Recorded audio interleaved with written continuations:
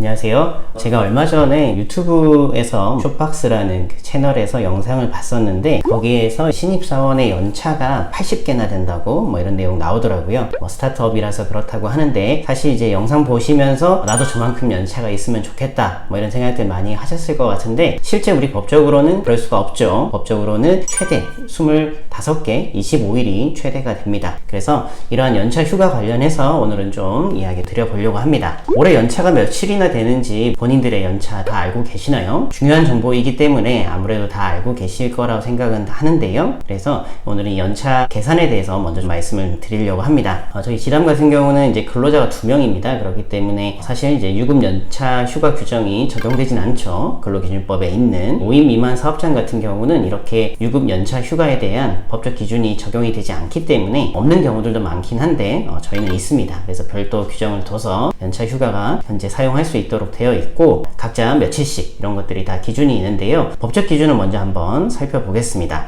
입사한 연도에는 매월 하루씩 발생하게끔 되어 있습니다. 그래서 한 달 개근하면 하루가 생기는 그런 구조입니다. 그래서 내가 1년 12개월 동안 일을 한다면은 그 1년 차에는 총 11일이 발생할 수 있겠죠. 그래서 입사 후 1년까지는 11일까지 발생한다 라고 보시면 되고 그 다음부터는 이제 연 단위로 발생을 하죠. 그래서 1년 차에 80% 이상 출근을 했다면 2년 차 즉 입사한 후 1년이 딱 되는 날에 15일이 생깁니다. 이런 식으로 해서 15일, 15일, 16일, 16일 2년마다 하루씩 증가하는 방식이고요. 최대 25일까지 발생을 하는데 그러려면 제가 계산을 해보니까 21년 이상 근무를 하시게 되면은 최대치가 적용될 수가 있겠습니다. 그리고 이 일을 하다 보면은 중간에 쉴 때가 있는데요. 이럴 때 어떻게 계산을 하는지 한번 살펴보면은 법에는 이 산업재해로 휴업한 기간 그리고 출산 휴가 그리고 육아 휴직과 같은 경우는 계속 근무한 것으로 본다라고 규정을 하고 있습니다.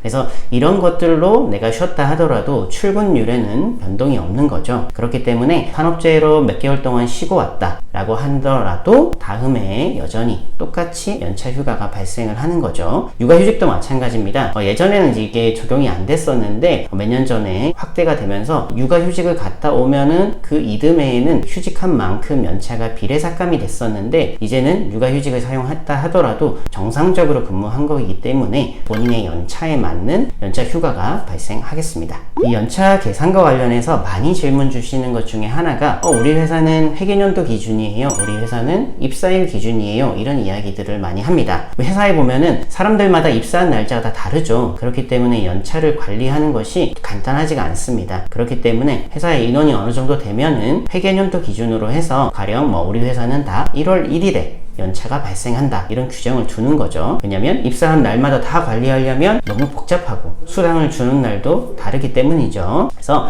이런 부분에 대해서 어떻게 계산되는지 한번 살펴보겠습니다. 회계연도로 하더라도 1년 차에 발생하는 연차는 같습니다. 그래서 한 달 개근하면 하루 생기는 그래서 입사하고 나서 1년 동안은 총 11일이 발생하는 게 똑같습니다. 제가 2022년 7월 1일에 입사한 분의 케이스를 한번 가져와 봤습니다. 7월부터 1년 동안은 매월 하루씩 발생을 합니다. 그래서 23년 6월달까지 해서 1년 채울 때까지는 하루씩 발생을 해서 11일 발생하는 거죠. 그래서 이 부분은 입사일 기준이나 회계연도 기준이나 동일합니다. 근데 이 연단위 휴가가 발생하는 부분이 차이가 납니다. 입사일 기준은 7월 1일까지 기다려야 발생을 하는데 회계연도 기준 같은 경우는 1월 1일에 일단 비례해서 발생을 합니다. 보면은 2022년에 이분은 7월 1일에 입사를 하셨으니까 한 6개월 정도 근무를 하셨죠. 다른 사람들은 12개월 근무했으니까 15일이 생기는데 이분 같은 경우는 6개월 절반 정도 근무를 했기 때문에 이거에 비례해서 날짜까지 다 계산을 합니다. 그래서 365일 중에서 이분은 184일을 근무했기 때문에 비례해서 계산을 하니까 7.6일 발생한다